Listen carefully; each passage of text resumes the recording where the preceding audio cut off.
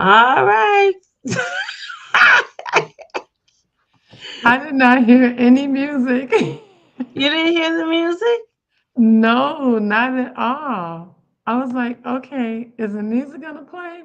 What are we doing? Yeah, the music was playing. Wow. Yep. Completely, because you know I would have done my dance. Right, Yeah. So happy Wednesday, everybody. right. Hey, everybody. It's Wednesday, Water Cooler Wednesday. It's another great Wednesday. Yes, Well, and we we are are here here. again for you. Y'all know what we come to do. Right, right. So we're over here trying to get it together. Sometimes it goes easy, sometimes it's a little Sometimes not so much, right?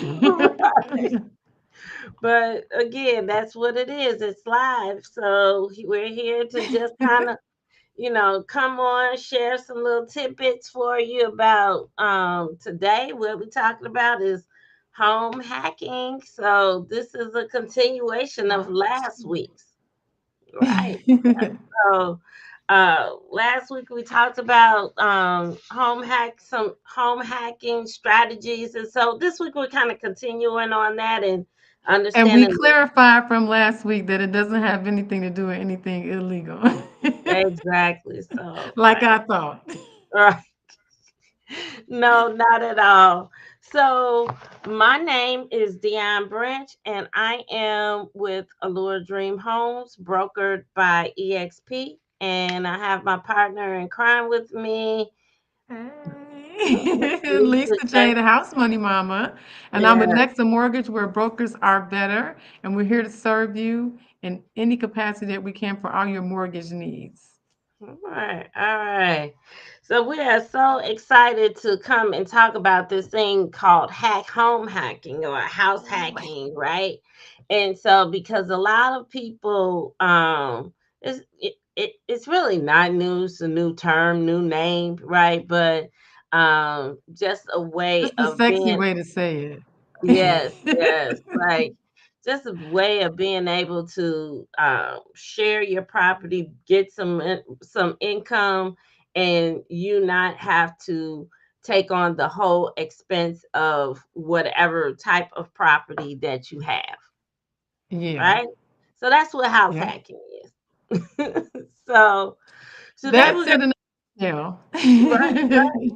So today we're going to talk about a couple of different property types and just like what type of financing you could use, how can you house hack, and so just to get a little bit more specific on some different types of properties. Okay, and last week we kind of talked mostly about multi units, and so we're going to start with multi units again, right? So today we're going to talk about the 2 unit, right? And a 2 unit is a great way as a new investor to start out with purchasing and being able to start small. So let's And see. here would be an image of one. We found something online that's kind of cool. Because this is similar to what a 2 unit might look like. If you've seen it here live in real Mhm. life, as they say. Right. So you can have a 2 unit building, and so it's ideal, like we saying, it's ideal for the first time buyers. You live in one unit and then you rent out the other unit. So, Mhm. that's called house hacking. Having the second unit either one cover all your mortgage, so because sometimes that's possible, or Yep. cover a good majority of your mortgage, whereas you don't have to pay as much, right? So With the this is way that the rents has been going, how high up these prices have been going, I think that you actually can. It's not uncommon, for your rent that you charge somebody to be able to cover your mortgage, the entire mortgage. Now, you may not make money off of it, depends on the market, but you might not make money off of it, but you can definitely get it covered. right. It's like you can save money, right? So maybe not bringing in a lot, but your expenses aren't as much. What kind of financing can somebody use to purchase a 2 unit? That's a very good question. Actually, so for a 2 unit, you can go FHA or you can go conventional. You can actually do either. So both those types of financing are the way I'm going to talk about them anyway, are for primary residences. So you would need to live in the house in order to use it the way that we're talking about. Excuse me. So if you use either of these types of financing, you actually can go with a pretty low down payment. So for FHA, you would have a 3.5% as your minimum down payment. For conventional, depending on your income, we have actually programs where you can do a 3% down, or you can do excuse me, no, for conventional, I take that back because this would be a multi-unit, it's a two, so you would have to do a 5% down on that. You can do a 5% on the conventional. But still, that's a lot less expensive than having to do a 20% down if you were looking at it as a traditional investment and buying it as a property that you didn't live in. So either Hmm. of those who work, and then obviously, compared to investment property financing, the interest rate is going to be a lot more attractive because typically investment properties are financed by the type of money where they're going to charge you about maybe 2% points higher than what the typical rate is on, what we call retail. So that is something to keep in mind too. So you can use FHA, you can use even VA for something like that. If you're a veteran, thank you for your service. And here's the way that you can use some of the benefits that are available. So you can actually use VA for your financing on this property if you're buying a duplex. Again, in the case of what we're talking about, the way that you would utilize it, you would be living in the property. And then you could rent out the other unit and, like how Dion mentioned, have that help to pay the mortgage for you. Yeah. Okay. All right. So we've talked about we've talked about the 2 unit. Now, Mhm. there's also other types of multi-unit buildings. So let's talk about the 3 unit. Three units a little bit similar to the 2 unit. Say that once more. Sorry. the the the 3 unit is similar to the 2 unit as far as you actually have an additional unit. So 3 unit building, right? Where you'll be able to Mhm. purchase, still you live in 1 unit and then you're able to rent out the other 2 units in the property. And so is the requirements the same for a 3 unit as a 2 unit? So actually, it's a little bit different from a 3 unit and a 2 unit. And let me kind of explain why. Well, maybe not a why, just let me explain that it is. That's probably the best thing to do. Just say it is what it is. We don't know why they do the things that they do sometimes, but we don't worry about that. We just go with it. All right. So with a 3 unit, there is going to be a slight difference in regards to um, how the financing is going to work for something like that because there are some restrictions. Like, for example, on the 3 unit, if you were looking at FHA versus conventional, like how we just talked about a second ago, what you'll really be looking at is something that we call a self sufficiency test. So you don't get that with conventional. You don't have to do that if you use conventional financing. um, but you would have to put more money down. So with the 3 unit with conventional, I think you would be putting 10% down instead of the 5% like how it was with the 2 unit. But with the 3 unit, you don't have to do the self-sufficiency test. So with FHA, we have to do something called the self-sufficiency test, which basically means that they want to know if the rent that you have are going to be collecting. And keep in mind, this is not a number that you can just kind of throw out there and say, oh, I'm going to charge X, Y, and Z for the rent. You can't do it that way. It has to be what the market dictates. Yeah. So, for example, if you have a property like this one, you have you're going to live in one of the units, and then the other two units, you'd be able to utilize rent from that. So the self-sufficiency test would have to determine if the rent from those other two units would be sufficient in order to be able to cover the mortgage. Now, the mortgage is not going to just be principal and interest.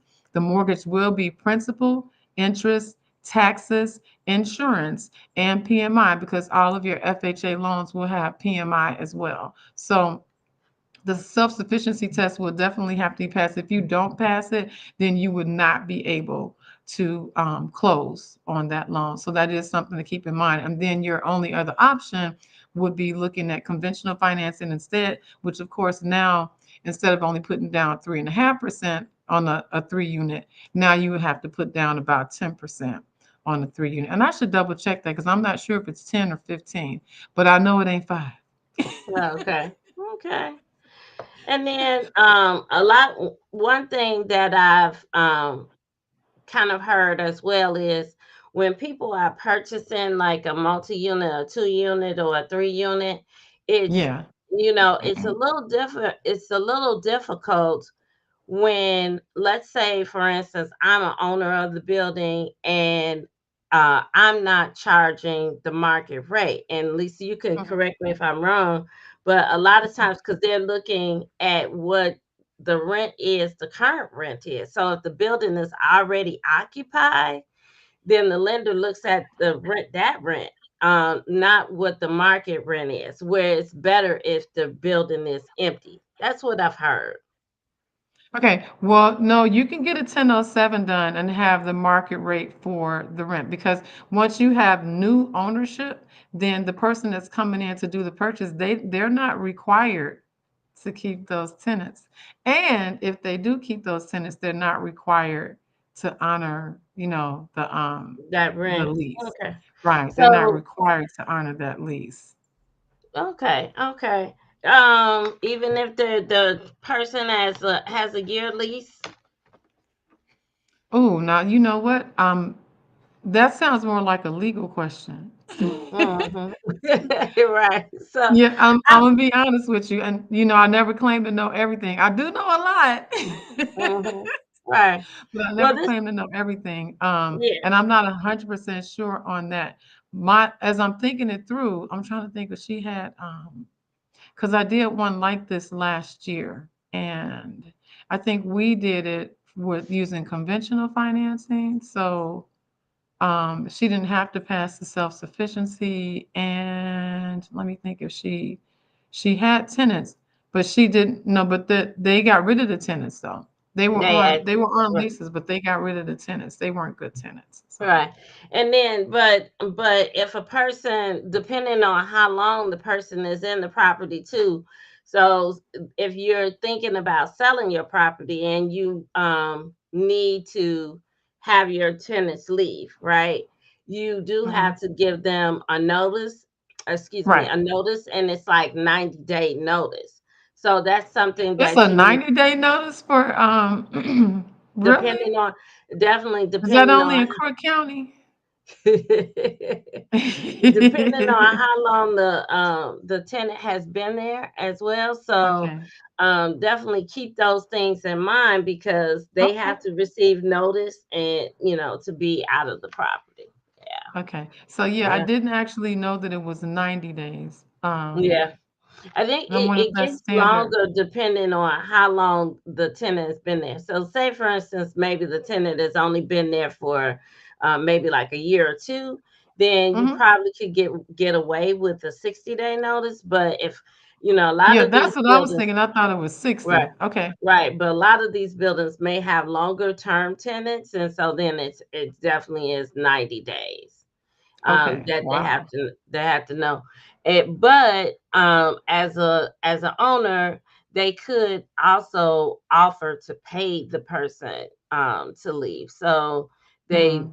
say, hey, we're going to release you of your lease and we're going to give you so much money in order for you to get out of the property. Because Okay. I have seen that Look at this it, landlord tenant class going on right now. right. So I have seen that when the person is in there with the lesser amount of rent paying less than the market Mhm. rate, it has caused a problem with the Okay. financing of the property. Okay. So Okay.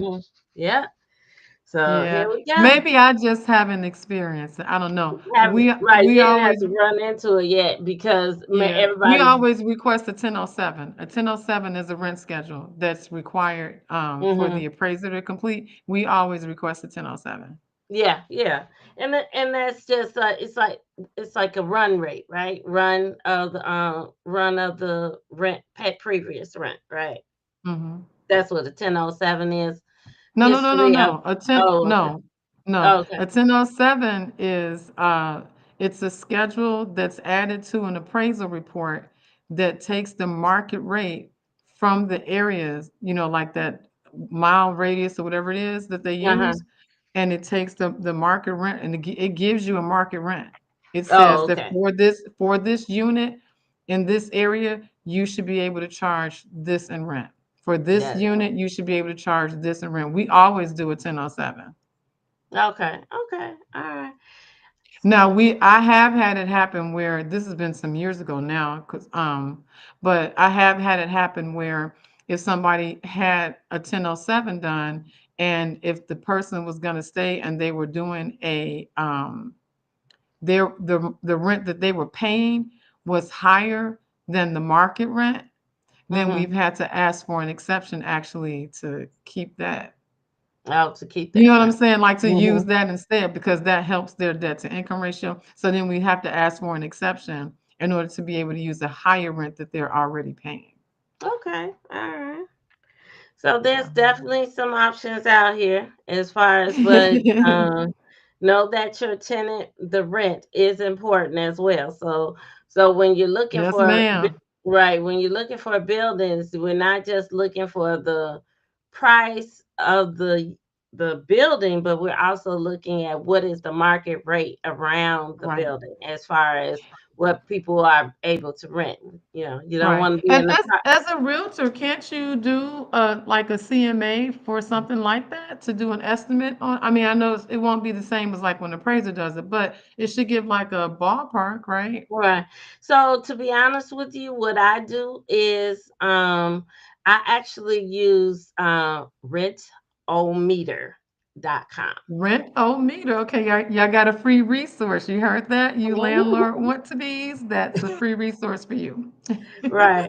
So because a lot of people don't use realtors to rent and they Yeah. also, put they don't put in the MLS. So in the MLS is where I'm Okay. Right. looking in order to determine what the comps are.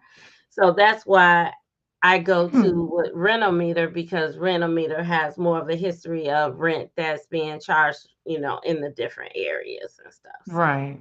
a lot of Okay. That people makes put, sense. yeah, they might use Facebook, whatever, for their rent. They don't always use a realtor. So, Okay. So we mm, covered 2 units, we covered 3 units, yeah. and the financing that you could have attached to them. What else are you thinking would be a good option for house hacking? Right. Well, you also got the 4 unit. Got the 4 unit building. Damn. Right. Now the difference thing about a 4 unit, 4 units in Chicago are not that easy to find. So I just want to kind of put that out there right away. Everybody I talk Yeah. to says, "Oh, I want a 4 unit building, or something a little higher." 4 units are very difficult to find. They're out there, Mhm. but it is also a house hacking possibility, just like the other Mhm. multi-unit buildings, right? So this gives Yep. you 3 units that you can rent out, not one, not two, but three units that you can actually rent out and stuff. And so what is the type of financing you need for a 4 unit. So now this isn't really going to change. It's still the same. And as far as the self-sufficiency test, you still got to pass that with FHA also. Now the difference would be between FHA and conventional, and you can use VA for this also. Everything we've talked about so far, you can, if you're a veteran, you can use your VA financing, your VA benefits to be able to purchase Hmm. any of these types of homes. Right. So And um, I want to go say ahead. having a VA loan is a good strategy because you don't No have down payment.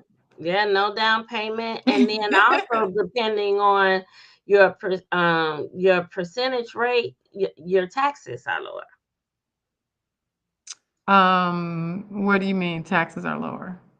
Well, if they're 75%, a veteran doesn't have to pay the full tax, say zero tax. Well, if they're 70% disabled, they don't pay Hmm. taxes. Yeah. 70% or more disabled, they do not pay taxes at all. Right. They shouldn't, in this state. I know a few other states that operate the same way. But yeah, that's a very good point. And Hmm. you already don't get the mortgage insurance because VA loans don't have the PMI. Hmm. So it really sounded like it could actually be more affordable. And coming from a lender's perspective as well, as far as interest rates go, VA is usually right around there with FHA as far as the interest rates. So you can, your interest rate would be more competitive. You would not have the PMI, and you also would not have to put down a down payment if you don't want to. And then, of course, like Dion just mentioned, if you are 70% or more disabled, then you also would not have to pay the county property taxes. So a lot of benefits there, for looking at VA. Now, with the fourplex, there's something to keep in mind because we can't go any higher than this, y'all. This is it. So as far as residential financing, 1 to 4 units, 4 units would be your max. Anything above 4 units would now be considered commercial property. Yeah. So we can still use though every type of financing that we just talked about, but again, you do just want to keep in mind that the self-sufficiency test will need to be passed on your FHA loan. That's going to be really, really important. I can't stress that enough because some people think they have a good deal with their FHA, pre-approval until they go to do the self-sufficiency test and they realize they're not going to pass it. If you don't pass the test, it will not pass underwriting. If it does not pass underwriting, then obviously we can't close the loan. So that's a dead deal. All right. So Hmm. there's that. Those are so we've just talked about three different types of multi-units that you can actually purchase in order for Yeah. your house hacking, right? So because today Yep. we're talking about house hacking strategies and how to purchase different types of property in order to hack. I've got the feedback coming back. Apps. You do? I don't hear it. Yeah, I heard it a little bit. So let's talk about the next one, which is single family homes, right? So you still have the possibility of being able to hack with a single family home. How Hey, are you gonna do that, Dion? right. Well, I mean, a lot of times, sometimes a single family home, you might be lucky you have like a coach house or something like that that's with it, but you can rent out the basement. You can rent out a room, in the house. So there's a lot of different ways that you can actually use a single family home in order to house hack. So you could do Yeah. basement, just all this, there's a lot of different ways. You can maybe just share extra bedroom. You're single person, or maybe you and your spouse and you rent out to some friends that rent one of the rooms out to a friend or Yeah. something, right? So Yeah. there's a lot of different ways that you could do it. So What is some financing that they use on the single family home? Well, the financing for what you just described is really not any different than what you would normally do to buy a house, even if you weren't going to house hack. So you can take the situation that you're already in as a homeowner and then just use some of these house hacking strategies that we're providing. But here's something that a lot of people are now looking at. It's getting more popular because we have things like the tiny houses that have come about in the past few years and things like that, and people looking to kind of downsize so that they're not paying as much. So they have something called an ADU, which stands for accessory dwelling unit. Sometimes we refer to it as an additional dwelling unit. But essentially, what it is it's when you take a section of your home. The picture that I'm showing right now, actually, I thought it was nice because it shows what basically used to be a garage. That was the garage, and they took the garage and they pretty much turned it into a little house Mm. behind their regular home. Oh, So that's we would nice. consider that for FHA financing, we would consider that an ADU, and there is financing that specifically will allow you to be able to purchase with that, or you can refinance to to rehabilitate a portion of your home so that you can be able to have an ADU, or like, say for example, like how you talked about an in-law suite, or using the apartments in the basement, things like that. Now you can actually utilize that space, and there's financing to be able to help you do it. If in the event that you can't just run right into it and say, oh, I got enough space, I can just rent this out. If you need to transform something like how this is done on this picture, then we can help you with that. Definitely FHA Mhm. financing. We do a conventional would work as well. It's still going back to VA. You could do VA too, and they don't have any really weird restrictions or anything like that. If you want to do it, we can do it. It's not that Mhm. much different than a rehab loan. So we could definitely do that. And it's a little bit easier, to manage. It puts a little, like, say, for example, if you do the garage and you make it into something where somebody else is going to stay there, or you do it. We talked about that last week, where if the parents are older, they may want to, maybe they're snowbirds, or maybe they're not snowbirds, but maybe they're traveling a lot. And so instead of them needing the whole big house, they may take the accessory dwelling unit and they may make that their primary place where they stay, and then rent out the big house, either to the big house. That sounds funny. Yeah. Either rent it out to family members, children, or just put it on the market as a rental. And you're right there on the property. You're not in the space. You're not sharing a wall, but you're still right there on the property. You can see everything that's going on. So I think some people like that as well, because that's your investment, and it's good to know that you can really tell what's happening with it. Nobody can come back to you with a third hand story and say, well, such and such at this. No, you're there and you probably know what's really going on and what to expect and stuff, Uh, with your tenants. So yeah, the ADU is definitely something that's getting much more popular in urban and suburban markets. I love this image. It looks great. I, Yeah, I I liked it like. too. I was like, that's nice. Right. Let me find a space for my son. Put him outside. All right. That's nice. I ain't gonna tell him you said that. Thank you. Exactly. Right. He doesn't watch me, so I'm not worried about it. All right. So now we have our last type of property that we can talk about quickly, which is the zone residential commercial units, right? Mhm. So we've seen those around Chicago where you might have storefronts on the bottom and then you have some units on top. So those are actually properties that you can purchase, and you could either have your business on the bottom and then rent out to people on top, or you can rent out, you live up top and then use the commercial spot to find people that might have a business that they want to utilize your space as well. So this is, Yeah. definitely a great, for um, just like running the business, you know, if you want to run a business and stuff, you might have a salon, you might have, like a studio, just different kind of, there's a lot of different creative opportunities that you could really use with purchasing a building like that. So,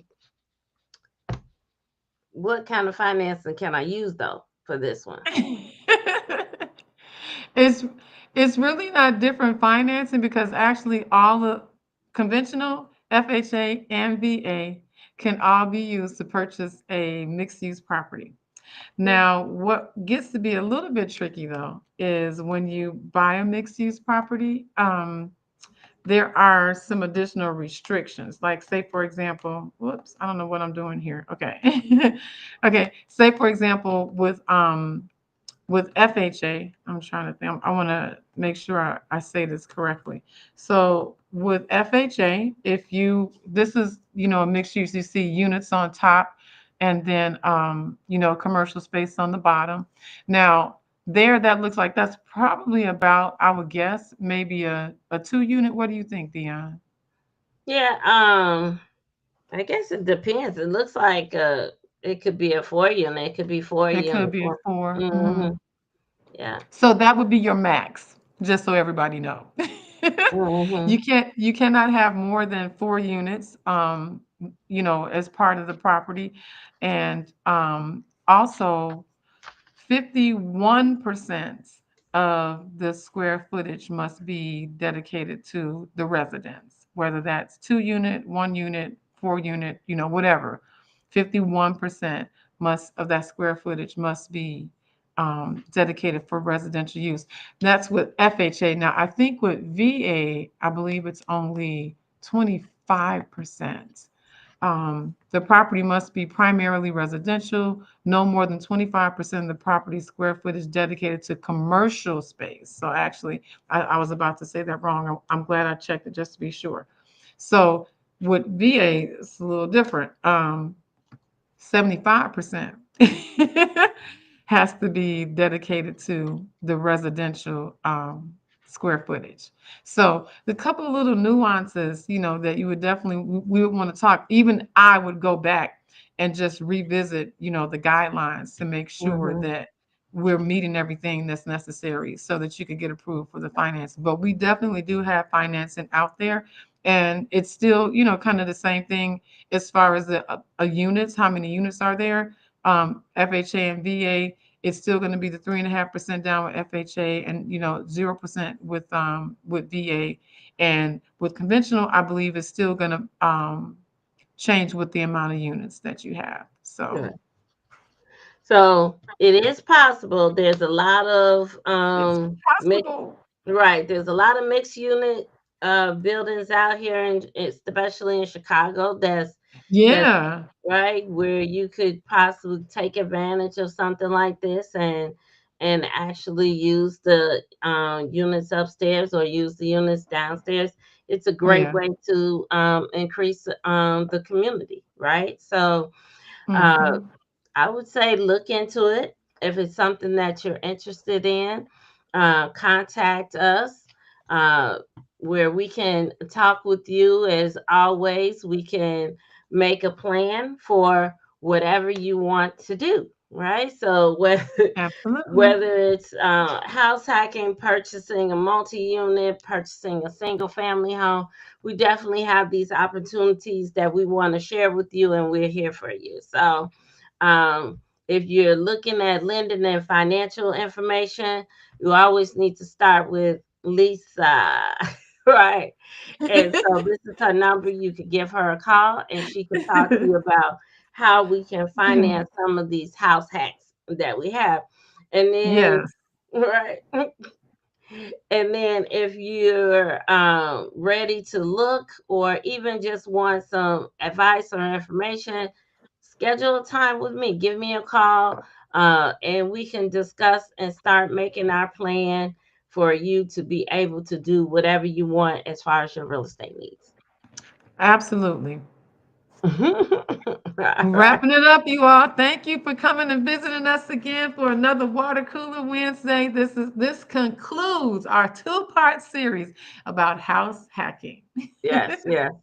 And we're so excited that you come to join us or even watch the replays of our what every Wednesday. So, but they're here on Facebook. They're also available on YouTube, and on YouTube we have all the videos that we've had. We've been here for a little while now. We've been Yes, here sir. Oh every my week. goodness, yeah. Right. And so go back, look at some of the other videos that we've talked about. We ask you to subscribe to our YouTube channel and get notified every time a new video is available. All right. We're gonna have to get one of those bells go ding, so we say like and subscribe. Ding. Exactly. All right. All right. All Have a right. good night, everybody. Thank you.